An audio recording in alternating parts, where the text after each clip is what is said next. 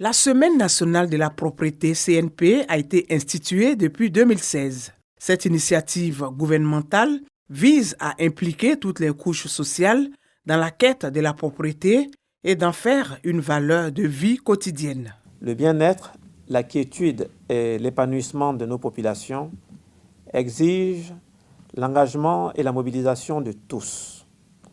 Quel que soit notre rang social, nous devons tous nous impliquer en donnant l'exemple, en montrant le chemin, en participant aux activités de sensibilisation et de maintien de la propreté.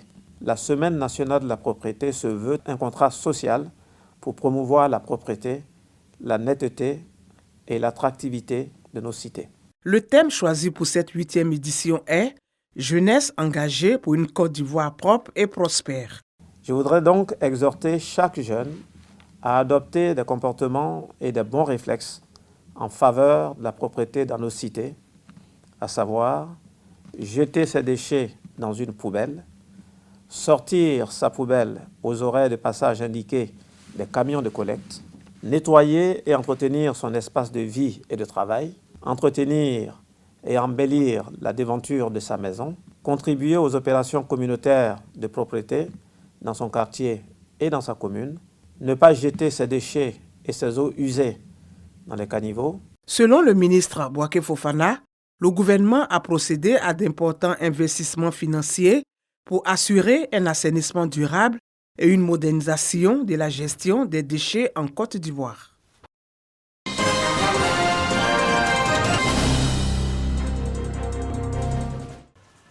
Capter le maximum de biens, adopter un modèle de codification uniformisé.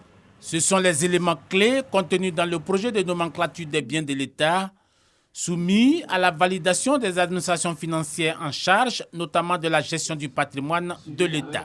La mise en place d'une nomenclature exhaustive des biens de l'État est essentielle pour une gestion efficace de notre patrimoine.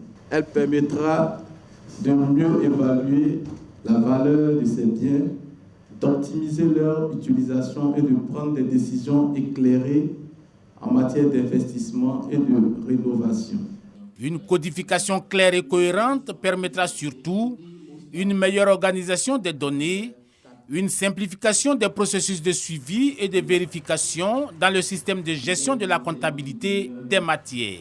La comptabilité des matières, qui est une innovation majeure dans la gestion des biens de l'État, a pour objet de recenser et de suivre d'un point de vue comptable tous les biens meubles et immeubles, propriété ou possession de l'État, des institutions, des collectivités décentralisées et des établissements publics nationaux. C'est un acte de modernisation des outils de gestion des finances publiques en Côte d'Ivoire. L'adoption d'un document exhaustif permettant d'assurer la traçabilité des opérations effectuées sur les biens du patrimoine de l'État fait partie de la mise en œuvre de la comptabilité des matières. Comptabilité des matières elle-même, inscrite dans la réforme des finances publiques.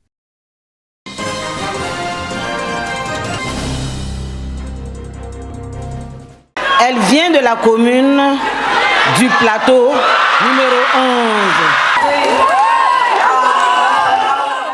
Âgée de 29 ans, Aboya-Kwa Constance, étudiante en sciences médico-sociales, est la nouvelle reine Aoulaba, Côte d'Ivoire.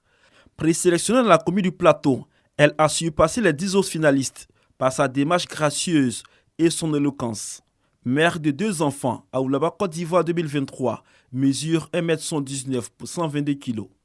Elle est suivie de Yeux Blanche et Aka Larissa, respectivement première et deuxième Saramande. Je suis très émue. Je suis très émue et je sais que l'avenir est devant.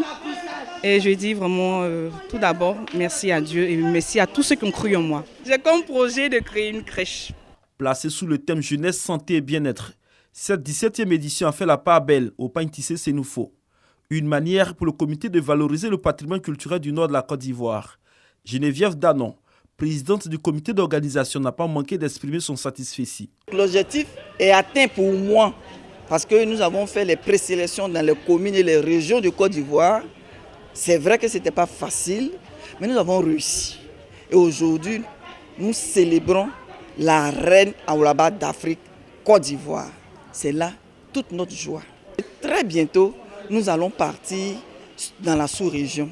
L'innovation cette année, chaque candidate aura droit à un mentor pour les coacher en leadership et développement personnel et les aider à s'insérer plus facilement dans le tissu social.